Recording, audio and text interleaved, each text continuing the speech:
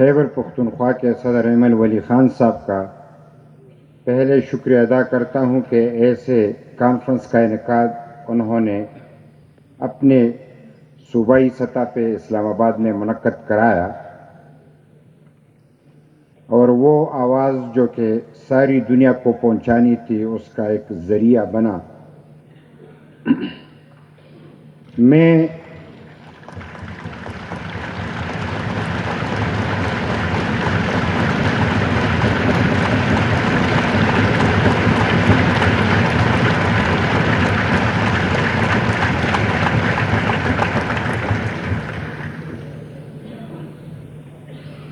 چونکہ اسٹیج سے کچھ نام پہلے لیے بھی گئے، لیکن اس سیشن میں جو کہ وہ پھر اگلے سیشن میں آپ سے مخاطب ہوں گے، تو میں چونکہ یوسف رضا گیلانی صاحب تشریف رکھتے ہیں تو ان کو خوش آمدید کہتا ہوں، اسحاق ڈار صاحب کو خوش آمدید کہتا ہوں، اور کنڈی صاحب اور بابر صاحب کو کہ وہ یہاں پہ ابھی تشریف لائے ہیں۔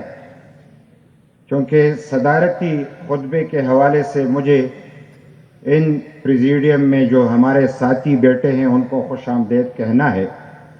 میری خوش قسمتی دیکھو کہ ایک تو پریزیڈیم میں جتنے ساتھی چاہیے تھے اس میں سے 2 تو آئے نہیں، تو وہ بھی ایک وقت ملا، لیکن جو میرے حساب سے یہاں پہ موجود ہیں تو آپ لوگوں نے سن بھی لیا کہ زین شاہ جو کہ سندھ سے آئے ہوئے ہیں اور جی ایم سید کا نواسہ ہے، تو باچا خان کے حوالے سے جی ایم سید کا نواسہ، اس کی تو جتنی بھی آپ اس کی یعنی اس کے لیے کلیپنگ کرے تو یہ کم ہوگا، کیونکہ یہ ان کے لیے نہیں ہے، یہ جی ایم سید کے لیے سلامی ہے کہ ہم اس کو یہ پیش کرتے ہیں اس کی تحریک کو۔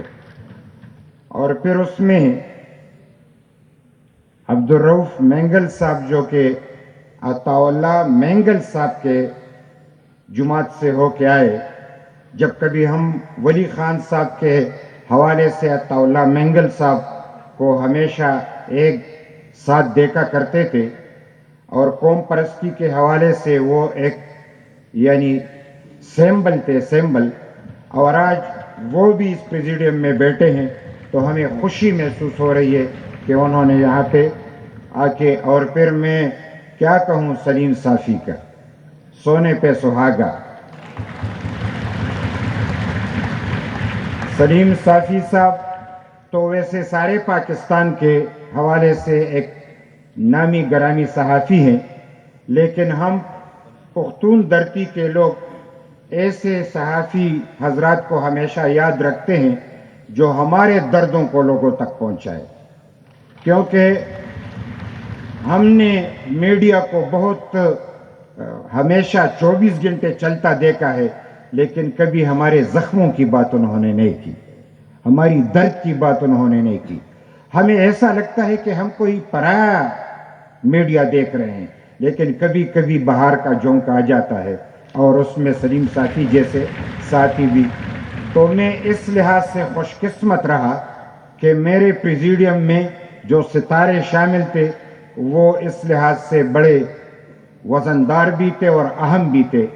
میں مختصراً، چونکہ ایک نادر موقع ہے کہ میں باچا خان کے حوالے سے جو کہ ہمیشہ سے ہم انہی کی بات کرتے چلے آ رہے ہیں، اور میں ہمیشہ ایک بات کرتا ہوں جو کہ یہاں پہ ایک موقع ہے کہ میں تو پڑھا ہوں باچا خان کے مدرسے سے، یعنی جو سکولوں کی یہ ذکر کرتے ہیں کہ باچا خان نے سکول بنائے، تو ایک سکول میرے گاؤں میں بھی تھا، اور وہ لوگ اس میں پڑھا کرتے تھے جو چندے دیا کرتے تھے، تو میں بھی باچا خان کے اس مدرسے کا طالب علم ہوں۔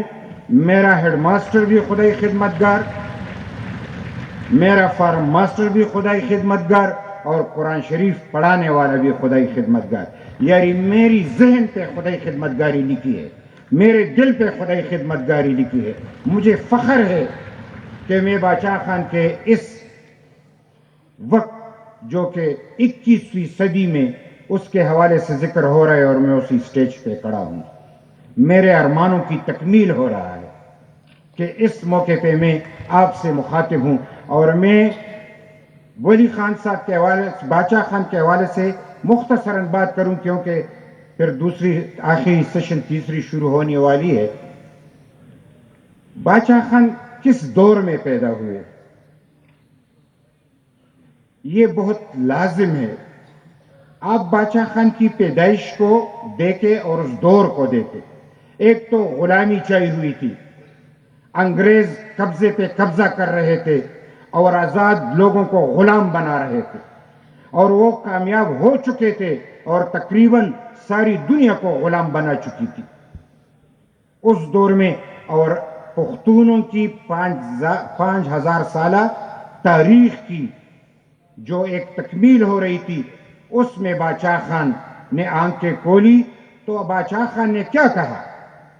ہمارے 5000 سالہ تاریخ کو دیکھ کے کہ جس نے تلوار پہ حکومت کی، جس نے بندوق پہ حکومت کی، جس نے جبر اور ظلم سے طاقت حاصل کی، جنہوں نے لڑائیوں سے طاقت حاصل کی، لیکن باچا خان نے وہ 5000 سالہ تاریخ کو پڑھ کے کہا کہ یہ تشدد سے دنیا نہیں بنے گی.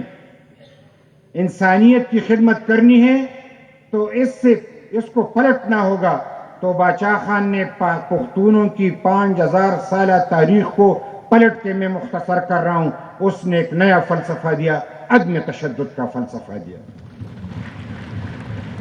یہ انقلاب کس کو کہتے ہیں ساتھیوں؟ انقلاب اسی کو کہتے ہیں کہ چینج آئے، بدل، یعنی حالات کو بدلنے کی بات ہو. باچا خان نے انقلاب لایا. کس چیز کا؟ فکری انقلاب، ذہنی انقلاب، نظریاتی انقلاب، قومی انقلاب. اور اس بنیاد پہ وہ کھڑا ہوا اور اس نے عدم تشدد کا پختونوں میں پرچار کیا. تو عدم تشدد کے حوالے سے مختصر یہ کہوں کہ یہ تو خدائی فلسفہ ہے، قرآن میں ذکر ہے. تشدد پہ لانے والا جہنمی ہے. آپ خود اندازہ کریں کہ اس سے واضح اور کیا ہو سکتا ہے. اور پیغمبری فلسفہ اس لیے ہے کہ عیسیٰ علیہ السلام نے، جس کے پاس ایک ہی معجزہ جو کہ خدا بندوں کو یعنی مردوں کو زندہ کر سکتا ہے اور بندے میں جان ڈال سکتا ہے، وہی معجزہ عیسیٰ علیہ السلام کے پاس تھا. عیسیٰ علیہ السلام نے بھی مردے میں جان ڈالی. اس سے زیادہ طاقتور اور کون ہو سکتا ہے؟ لیکن جب وہ خدا کی تبلیغ پرچار کرتا ہے تو جب اسے کوئی ایک تپڑ مارتا ہے تو وہ دوسرا، یعنی وہ کہتے کہ دوسرا بھی مارو. اس کا مطلب کیا؟ کہ اتنا طاقتور شخصیت بھی عدم تشدد پہ عمل کر رہا ہے. اس کا مطلب یہ کہ یہ پیغمبرانہ فلسفہ ہے. عدم تشدد کا فلسفہ پیغمبرانہ فلسفہ ہے. اور پھر اس کے بعد میں جدید دنیا کی بات کروں. لیو ٹالسٹائی رشیا کا عدم تشدد کا پرچار کرتا. آپ مارٹن لوتھر امریکہ کا، وہ عدم تشدد کا پرچار کرتا. گاندھی جی جو بڑا نام ہے عدم تشدد کے پرچار کرتا. لیکن اس کے علاوہ بھی بہت عدم تشدد کے لوگ ہیں. باچا خان اس میں یونیک کیوں ہے؟ ان سب سے باچا خان الگ کیوں ہے؟ آپ اس وقت یہ جاننے کی کوشش کریں کہ باقی لوگوں نے عدم تشدد کا فلسفہ اس لیے اپنایا کہ وہ مصلحت کے حساب سے، اسٹریٹجی کے حساب سے، کہ میرا بس نہیں چلتا تو میں عدم تشدد کر رہا ہوں، بس چلے تو پھر چڑھ دوڑوں گا. یہ عدم تشدد نہیں ہے. باچا خان نے جس عدم تشدد کے بات کی وہ عقیدتاً عدم تشدد کا پرچار کرتا، اور اس لیے پختونوں نے اس کی بات مانی. اس لیے پختون عدم تشدد پہ عمل پیرا ہوئے کہ باچا خان جیسے شخصیت نے ان کو کہا. اور پھر میں اس کو مزید مختصر کر رہا ہوں کہ باچا خان نے اس کے لیے چند نکات کہ یہ عدم تشدد کا ہتھیار ہوگا تو ہم کیا حاصل کریں گے. یہ کس چیز کے لیے تھا؟ آزادی کے لیے تھا، غلامی کی زنجیریں توڑنے کے لیے تھا، اس دردی کو آزاد کرنے کے لیے تھا. کسانوں کی آزادی کے لیے، مزدوروں کی آزادی کے لیے، یعنی ایک معاشرہ جس میں انصاف ہو، معاشی انصاف ہو. کیا کہا باچا خان نے؟ پورے کس پورے پر شریک ہے، روکی ہو کہ سوکی ہو سب کی برابر ہوگی، اس میں کسی کو یعنی اونچ نیچ کا فرق نہیں ہوگا. مطلب یہ کہ یہ نظام ہے، نظام معاشی تقسیم ہوگا. روز بروز ایک بندہ امیر ہوتا جا رہا ہے، دوسرا غریب ہوتا جا رہا ہے. یہ خدائی نظام نہیں ہے، یہ انسانوں کا نظام ہے اور یہ ظلم کا نظام ہے. اس لیے باچا خان نے یہ آواز دی اور پھر اس کے لیے اس نے علم کا یعنی 130 انہوں نے تعلیمی مدرسے قائم کیے.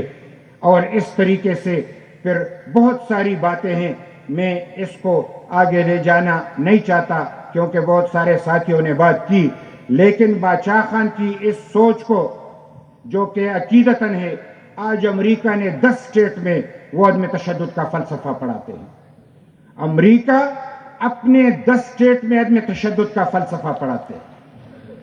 وہ امریکہ جو یہاں پہ تشدد کا بازار گرم کر رکھا ہے، کس پہ؟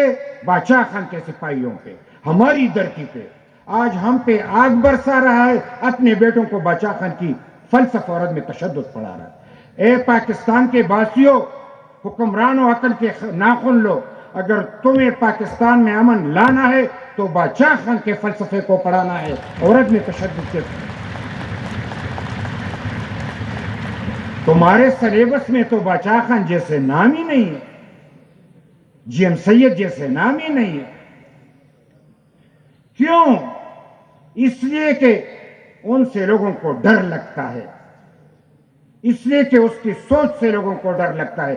لہذا آج بھی سلیبس میں باچا خان کا فلسفہ شامل کیا جائے، ہمارے بچوں کو باچا خان کا فلسفہ پڑھایا جائے. اگر پاکستان میں امن چاہتے ہو، دہشت گردی کا خاتمہ چاہتے ہو، تو یہی ایک راستہ ہے کہ عدم تشدد کا فلسفہ، وہ بھی باچا خان کا فلسفہ یہاں پہ پڑھایا جائے. میرے ہاتھ میں قلم ہے، میرے ذہن میں اجالا، مجھے کیا دبا سکے گا کوئی ظلمتوں کا پالا. تو میرے فکر امن عالم، مجھے اپنی ذات کا غم، میں طلوع ہونے والا، تو غروب ہونے والا. یہ جن سے ہمارا مقابلہ ہے، میں اسی پہ ختم کرتا ہوں کہ باچا خان کے اس عظیم 21ویں صدی میں جاتے ہوئے ہمیں امن چاہیے، ہمیں قرار چاہیے، ہمارے گریبانوں سے ہاتھوں کو نکالا جائے. خاص کر باچا خان کے اس دھرتی کو ہم سارے پاکستان کی بات کرتے ہیں، ہم ساری انسانیت کی بات کرتے ہیں. باچا خان نے صرف پختونوں کی بات نہیں کی، باچا خان نے کہا کہ ساری جہاں کو امن چاہیے اور ساری انسانیت کی خدمت، یہی میرا فریضہ ہے اور ساری دنیا میں امن لانا ہے. لیکن ہمارے ہاں ہمیں ذرا دیکھو کہ مزید آج پھر دہشت گردی ابھر رہی ہے، منظم ہو رہی ہے. ایک ایسی صورتحال پیدا ہو رہی کہ وہ حالات مزید خراب ہوتے جا رہے ہیں. اور اس وقت باچا خان کی سوچ اور فلسفے کی سب سے زیادہ اس وقت ہمیں ضرورت ہے. زبردر پختو یو شیرم چې وی عظمت ته د اغیار سترګې بریخي، چې عظمت ته د اغیار سترګې بریخي، هر سړی د باچا خان غونته نیک نام شي. اور میں ولی خان صاحب کے حوالے سے 2-3 الفاظ کہوں، پھر اجازت چاہوں کہ ولی خان صاحب جو کہ باچا خان کے فرزند تھے، تو اسی فلسفے کو یعنی اسی کی گود میں، اسی گھر میں آنکھیں کھولنا، تو وہی کنٹینیوٹی تھی. لیکن اس وقت ایک اور جو ولی خان پیدا ہوئے 1917 میں، اور اسی وقت رشیا میں انقلاب آیا، روس کا جو انقلاب مشہور انقلاب ہے، اور دنیا میں یہ انقلابی لہر دوڑ گئی، یعنی غلامی کی زنجیریں ٹوٹنے لگی، لوگوں میں شعور پیدا ہوا، مزدور کسان جاگے، سب نے ایک آواز ملائی اور جبر اور ظلم کے خلاف مل کر قومی آزادی کے لیے اور حق خودارادیت کے لیے لوگ میدان میں نکل آئے. اسی وقت ولی خان کی آواز سب سے بلند آواز تھی.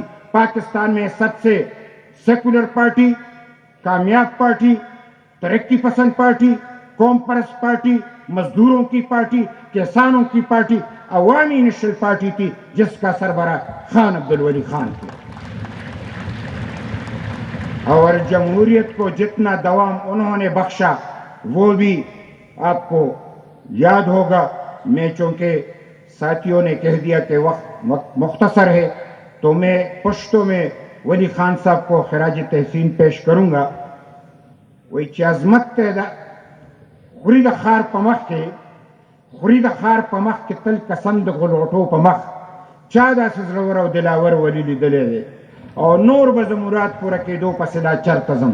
نن چې مې ژوندی دا شنغر ولي لیدلی دی.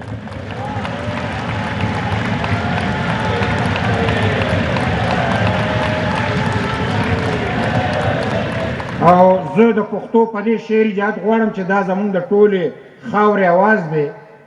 وایي زه